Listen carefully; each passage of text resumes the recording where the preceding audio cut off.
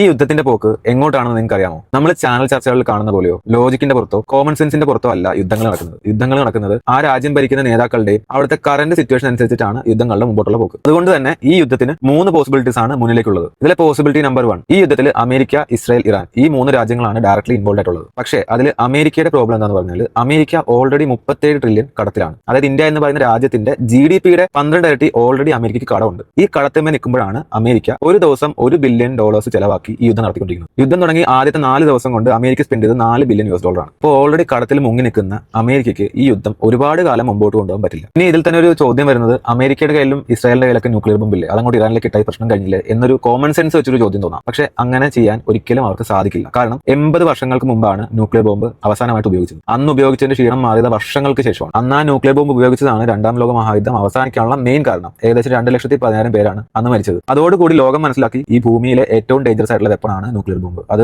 ഉപയോഗിച്ച് കഴിഞ്ഞാൽ ഈ ഭൂമി തന്നെ ഇല്ലാതാവാനുള്ള എല്ലാ സാധ്യതയുണ്ട്. ഇപ്പോഴത്തെ കറന്റ് സിറ്റുവേഷനിൽ ഏകദേശം 10 രാജ്യങ്ങളിൽ ന്യൂക്ലിയർ ബോംബ് ഉണ്ട്. അതുകൊണ്ട് തന്നെ ഇപ്പോൾ അമേരിക്കയോ ഇസ്രായേലോ ഇത് യൂസ് ചെയ്താൽ ബാക്കിയുള്ള രാജ്യങ്ങൾക്കും ഇത് യൂസ് ചെയ്യാം എന്നുള്ളൊരു പെർമിഷൻ കിട്ടിയതുപോലെ തന്നെ ആവും. അതുകൊണ്ട് തന്നെ അമേരിക്കയും ഇസ്രായേലും ആണ് ന്യൂക്ലിയർ ബോംബ് ഉപയോഗിക്കുന്നതിന് ഈ ഭൂമിയിൽ ഏറ്റവും കൂടുതൽ വിലക്ക് കൽപ്പിച്ചിരിക്കുന്നത്. ആ രാജ്യങ്ങൾക്ക് ഒരിക്കലും ഇത് ഉപയോഗിക്കാൻ സാധിക്കില്ല. ഒരാള് ന്യൂക്ലിയർ ബോംബ് ഉപയോഗിച്ച് കഴിഞ്ഞാൽ പിന്നെ ആർക്കും അത് ഉപയോഗിക്കാം എന്നുള്ള റൈറ്റ്സ് ആവും. അതോടെ ഭൂമി അവസാനിക്കും. അത് എല്ലാവർക്കും അറിയാം. അതുകൊണ്ട് ഒരാൾ ന്യൂക്ലിയർ വെപ്പൺസ് ഉപയോഗിക്കാൻ മുതിരില്ല. സോ അമേരിക്കയുടെ ഇപ്പോഴത്തെ സിറ്റുവേഷൻ അനുസരിച്ചിട്ടുള്ള അറ്റാക്ക് എന്ന് പറയുന്നത് ഇനി അവർക്ക് ഒരുപാട് പൈസ സ്പെൻഡ് ചെയ്തിട്ടുള്ള അറ്റാക്ക് നടത്താൻ സാധിക്കില്ല. അതുകൊണ്ട് തന്നെ അവർ ഇനി കരയുദ്ധം നടത്താനുള്ള സാധ്യതയുണ്ട്. അതാണ് എസ്കലേഷൻ എന്ന് പറയുന്നത്. ഓരോ സിറ്റുവേഷൻ അനുസരിച്ചിട്ട് യുദ്ധത്തിന്റെ മോഡ് മാറും. ഈ ആകാശത്ത് കൂടെയുള്ള മിസൈൽ പരിപാടി ഒരുപാട് കാലം നീട്ടിക്കൊണ്ടുപോയി കഴിഞ്ഞാൽ എല്ലാ രാജ്യങ്ങളുടെയും പോക്കറ്റ് കാലിയാവും. അതുകൊണ്ട് തന്നെ അത് ഗ്ലോബൽ എക്കണോമിനെ തകർക്കും. അതുകൊണ്ട് തന്നെ ഇനി ഉണ്ടാകാൻ പോകുന്നത് അമേരിക്ക ഇറാഖിലും അഫ്ഗാനിസ്ഥാനിലും ചെയ്തതുപോലെ ഒരു കരയുദ്ധത്തിനുള്ള സാധ്യതയുണ്ട്. അപ്പോൾ അങ്ങനെ ഉണ്ടാകുമ്പോൾ നമ്മൾ GCC ഇരിക്കുന്ന ആളുകൾ മനസ്സിലാക്കേണ്ടത് ഈ മിസൈൽ പരിപാടി അതോടെ അവസാനിക്കും. അമേരിക്ക അഫ്ഗാനിസ്ഥാനിലും ഇറാഖിലും ചെയ്തതുപോലെ എളുപ്പമായിരിക്കില്ല ഇറാനിൽ പോയിട്ട് ഒരു കരയുദ്ധം നടത്തുക എന്ന് പറയുന്നത്. ഇറാന്റെ ആർമി എന്ന് പറയുന്നത് ബാക്കി രാജ്യങ്ങളെ പോലെയല്ല നല്ല സ്ട്രോങ് ആർമിയാണ്. പക്ഷേ GCC കൺട്രീസിലേക്കും അതുപോലെ മറ്റ് അറബ് രാജ്യങ്ങളിലേക്കും ഇറാൻ അയക്കുന്ന ഈ മിസൈലിന്റെ പരിപാടി അതോടെ